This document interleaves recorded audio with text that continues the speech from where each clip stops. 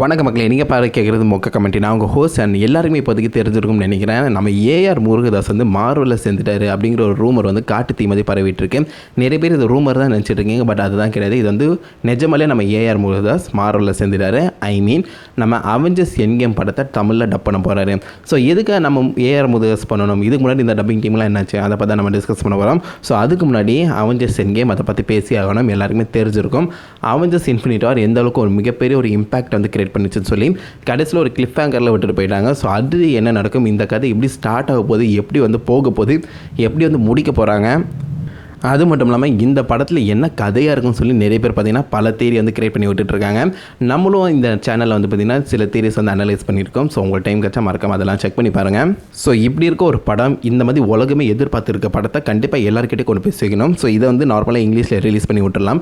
But சில பேர் வந்து அவங்களோட தாய்மொழியில் வந்து பார்க்கணும்னு சொல்லி நினைப்பாங்க. அதுக்காக இந்த படத்தை அஃபிஷியலாக வந்து பார்த்திங்கன்னா நிறைய லாங்குவேஜில் வந்து ரீமேக் பண்ணி விட போகிறாங்க. ஸோ எல்லாமே வந்து பார்த்திங்கன்னா ஒரே நாளில் ரிலீஸ் ஆகும், பட் நிறைய லாங்குவேஜில் வந்து ரிலீஸ் ஆகும். ஸோ எல்லாருக்கிட்டே இந்த படம் போய் சேரும். இதனால இல்லாமல் அஃப்கோர்ஸ் நம்ம டிஸ்னிக்கு தான் சும்மா காசு மழையாக பொழியும், பட் அது வேற கதை. ஸோ இப்படி இருக்க சமயத்தில் ஒவ்வொருத்தரும் வந்து பார்த்திங்கன்னா தங்களோட டிஃப்ரெண்ட் லாங்குவேஜில் வந்து ரீமேக் பண்ணிட்டு இருக்க சமயத்தில் நம்ம ஏஆர் முருகதாஸ் நான் வந்து இந்த படத்துக்கு வந்து டைலாக் எழுதி தரேன்னு சொல்லி முன் வந்திருக்காரு. அப்போ இதுக்கு முன்னாடி இந்த டப்பிங் டீமுக்குலாம் என்னாச்சு, அந்த டப்பிங் டீம் அவங்க என்ன பண்ணுறாங்கன்னு சொல்லி எனக்கு கிளியராக சத்தியமாக தெரியல. ஏன்னா நான் மோஸ்ட்லி எந்த ஒரு படத்தையும் வந்து பார்த்திங்கன்னா தமிழ் டப் பார்க்குறது கிடையாது. சில படங்கள் வந்து ரொம்பவே இன்ட்ரெஸ்டிங்காக ரொம்பவே ஜாலியாக இருக்கும் தமிழ் டப்லாம் பார்த்தா.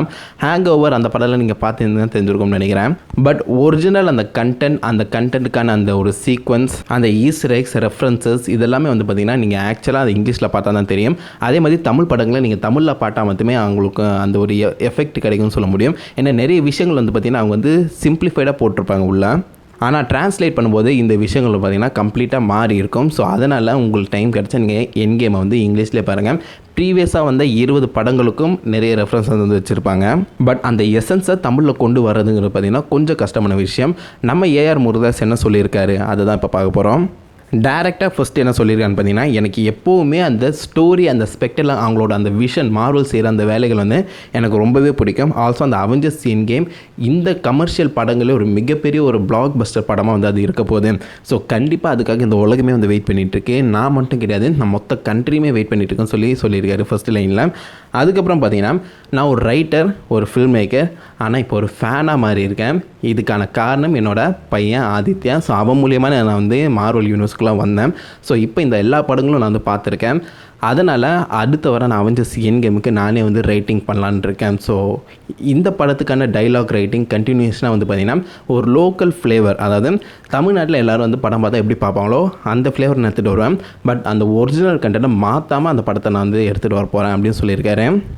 ஸோ இதில் ஆக்சுவலாக நல்ல விஷயமுக்கு கெட்ட விஷயம் இருக்குது. ஸோ அவர் சொன்ன நல்ல விஷயம் என்னென்னு பார்த்தீங்கன்னா, அந்த ஒரிஜினல் கண்டென்ட், ஸோ நிறைய டப்பிங் பண்ணும்போது நான் ஆல்ரெடி சொன்னேன், ஒரிஜினல் கண்டென்ட் வந்து பார்த்திங்கன்னா சில இடத்துங்களாக மாறிடும்.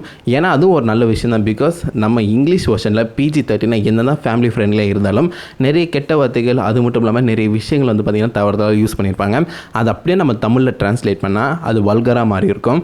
ஸோ அதனால் வந்து அதுக்கான சில இடங்களில் பார்த்திங்கன்னா விஷயங்கள்லாம் மாற்றிருப்பாங்க. சில அடிஷ்னல் டைலாக்ஸ் கூட ஆட் பண்ணியிருப்பாங்க. சில இடங்கள் அது பார்த்திங்கன்னா மோசமாக இருக்கும், ஆனால் நிறைய இடங்கள் அது வந்து யூஸ்ஃபுல்லாக இருக்கும். ஃபார் எக்ஸாம்பிள் நீங்கள் ஜாக்கி சான் படங்கள்லாம் பார்த்து தான் தெரிஞ்சிருக்கும். சில இடங்களில் வந்து பார்த்திங்கன்னா ரொம்பவே காமெடியாக அது வந்து அந்த அடிஷ்னல் டைலாக்ஸ் வந்து ஒர்க் அவுட் ஆகிருக்கும். ஸோ அப்படி இருக்க சமயத்தில் இந்த மாதிரி ஒரு ஃபில்ம் மேக்கர், ஒரு டேரக்டர் நிறைய பெரிய படங்கள்லாம் வந்து எடுத்திருக்காரு.